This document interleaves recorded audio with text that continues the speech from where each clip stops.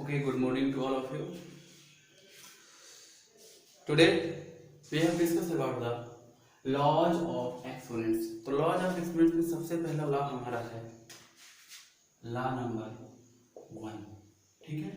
Law first one is say that कि a to the power b multiply a to the power c. कहने का means कि दो ऐसे एक्सपोनेंशियल नंबर जिनका बेस सेम हो, पावर डिफरेंट हो, तो क्या होगा,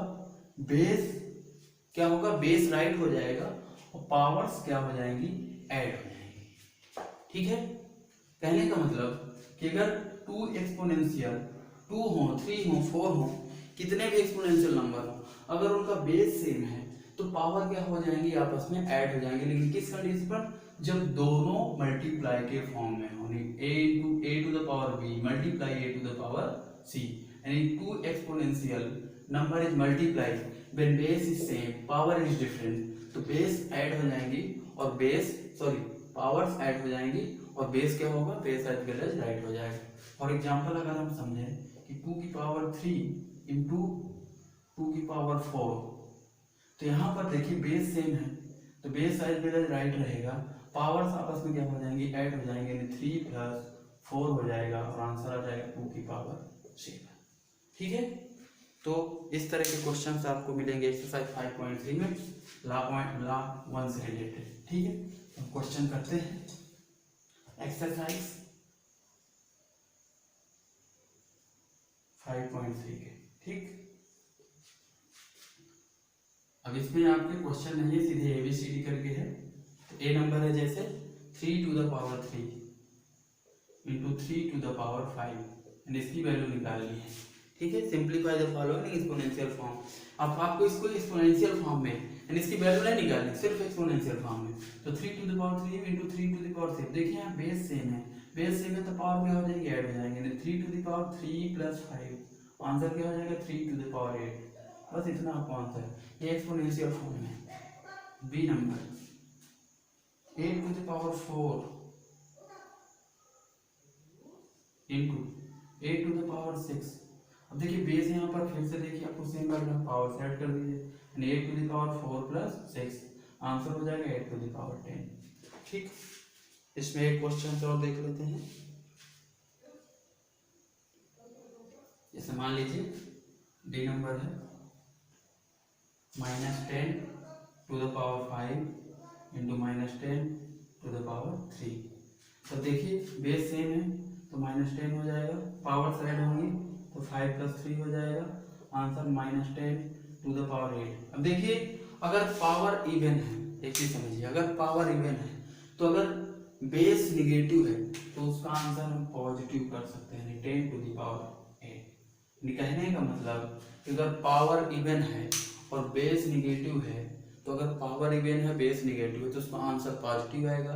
अगर बेस निगेटिव है और पावर ऑड है तो आंसर ऑलवेज निगेटिव आएगा. ठीक है. इस चीज का ध्यान रखिएगा.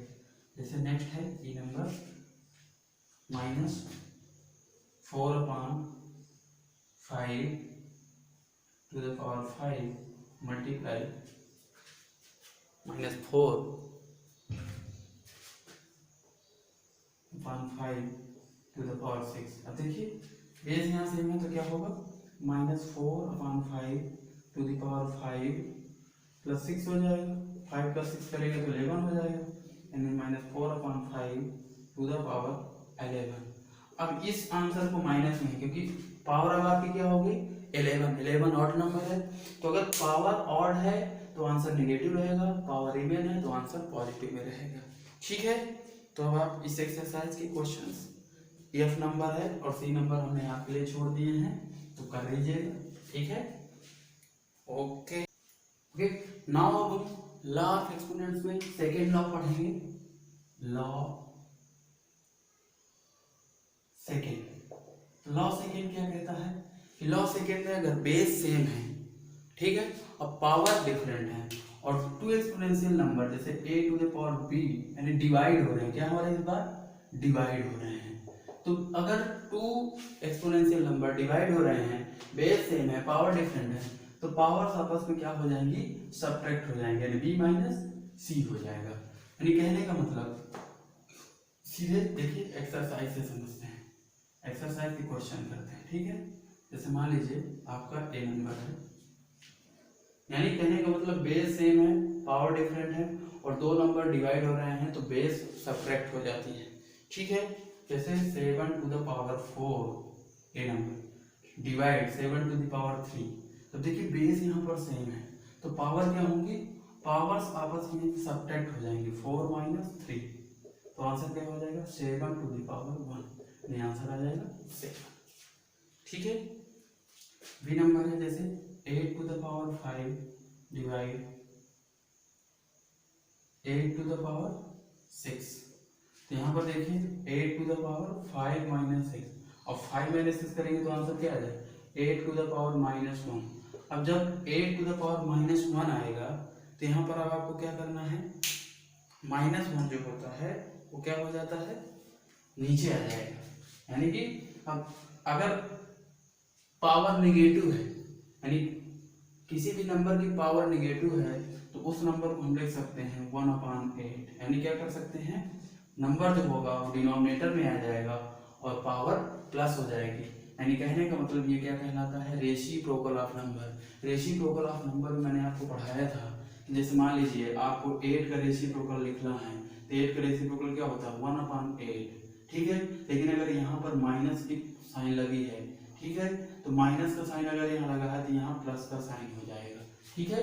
तो इस तरह पावर में भी रेसिप्रोकल होता है कि अगर पावर माइनस है, किसी भी नंबर की अगर पावर माइनस है, कहने का मतलब जैसे मान लीजिए 2 का पावर -3 है तो इसको हम लिख सकते हैं 1/2 की पावर 3। बात समझ में आया? जैसे a की पावर -b है तो a की पावर -b को लिख सकते हैं 1/a की पावर b। यहाँ हमने लिख दिया 8 की पावर -1 को 1/8 की पावर 1, और 8 की पावर 1 हट जाएगा तो आंसर 1/8 आ जाएगा। ओके, समझ में आ गया? अब इसका देखिए ई ऑप्शन CD करिएगा आप लोग, अगर कोई प्रॉब्लम हो तो बताइएगा। -7/11 to the power 7 divide -7/11 to the power 5। अब देखिए बेस सेम है तो -7/11 टू द पावर 7 - 5 हो जाएगा, पहले की पावर 7 दूसरे की 5 है तो आंसर हो जाएगा -7/11 पावर 2। अब देखिए पावर इवन है तो इसको हम लिख सकते हैं 7/11 टू द पावर 2। ओके, तो अब आप लोग एक्सरसाइज 5.3 और 5.4, ये कैसी एक्सरसाइज थी आपकी 5.4 थी, ये दोनों एक्सरसाइज आप लोग कर लीजिएगा आज, और जो भी प्रॉब्लम हो इन एक्सरसाइज से रिलेटेड तो हमको बताइएगा, ठीक है। नेक्स्ट डे हम नेक्स्ट लॉ पढ़ेंगे। ओके, तब तक के लिए बाय बाय एवरीबॉडी। ओके।